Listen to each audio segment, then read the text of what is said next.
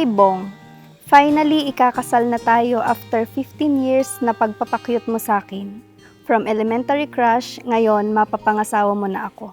There I was, an empty piece of a shell, minding my own world without even knowing what love and life are all about. Then you Hi, Be. Ay, hindi na pala, Be. Asawa ko na pala. Unang-una sa lahat, nagpapasalamat ako kay Lord kasi nakilala kita nung maliliit pa tayo. Kasi ikaw na pala ang aking magiging katuwang sa buhay. with you. You gave me a reason for my being, and I love what I'm feeling. You gave me a meaning to my life. Yes, I've gone beyond existing, and it all began when I met you. Ang regalo ko sa iyo ay gold kasi para kang gold, araw-araw nagmamahal.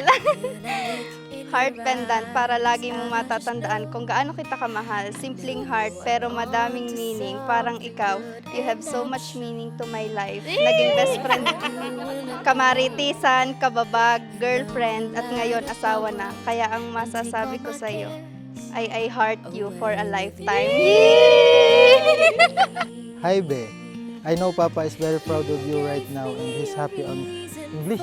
This is special day. I know he would want to talk with you down the aisle. Sana happy ka sa gift ko. May bonus pa yan, ha? See you later, my bong.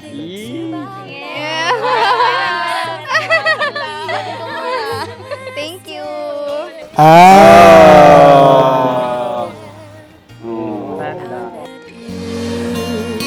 Taught me how to love. You showed Kaya pala dati, para kaming NPA, no permanent address. Kasi doon ko pala sa Sampaga makikilala ang aking mapapangasawa.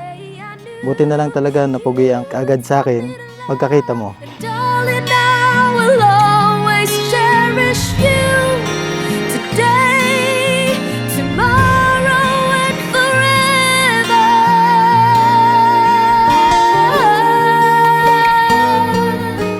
Pinapangako ko na susuportahan kita sa mga desisyon mo sa buhay at sasamahan ka habang pinapatakbo mo ang buhay na pinapangarap mo para sa atin.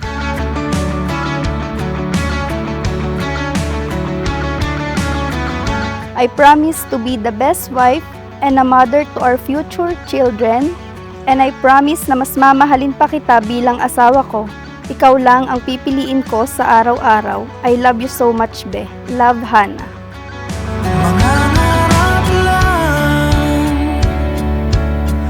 Kaya ang may pangako ko sa iyo ngayon bilang asawa mo ay ang alagaan at mahalin ka ng panghabang buhay. Kaya nga tayo nagsumpaan sa harap ni Lord, di ba? Sa hirap at ginhawa hanggang kamatayan, ikaw lang, wala nang iba pa. Ang buhay na inyong tinatahak ay punong-puno yan ng biyaya. Pero asahan ninyo, yun ay punong-puno ng pagsubok. Pero tatandaan ninyo, walang ibang daan, kundi yung tunay na kapitan at lalapitan ng pagsasama ninyo. Walang ibang kundi ang Diyos. Lalim ng bituin, habang ako'y nakatingin sa iyo, wala na akong ibang mahihiling. Saksi ang langit sa atin. Sa bagong yugto ng buhay na ating tatahakin, itinitiyak ko na magkasama tayo sa lahat ng yan at ang ating magiging mga anak. Mahal na mahal kita, Mrs. Hannah de Castro Blay. Bagay sa pangalan mo ang apelyido ko, ah. Good taste, by the way. I love you for the rest of my life. Saksi ang langit, saksi ang langit sa atin. Saksi ang langit, saksi ang Bago tayo dumating sa mahalagang araw na ito, madaming pagsubok at problema ang ating pinagdaanan. Pero nanatili ka pa rin sa tabi ko. Hindi ka sumuko.